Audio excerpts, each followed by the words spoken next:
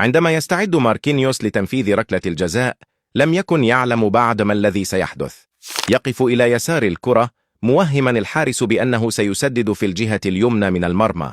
يعطي الحكم الإشارة، ويتمركز ماركينيوس بالضبط في الجهة التي يتوقع ليفاكوفيتش أن يسدد نحوها، محضرا التسديدة بقدمه اليمنى.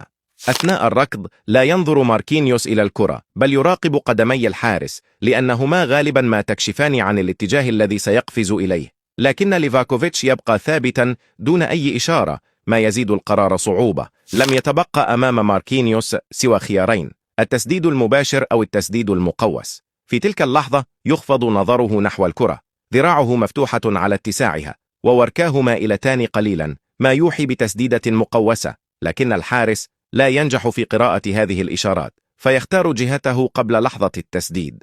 كل شيء يبدو مهيئا لسيناريو مثالي: الحارس يقفز إلى جهة، وماركينيوس يسدد إلى الجهة الأخرى، والبرازيل تبقى على قيد الحياة، بينما تتقدم كرواتيا 4-2 بعد إضاعة رودريغو. ماركينيوس يسدد إلى أن يحدث ما لم يكن في الحسبان.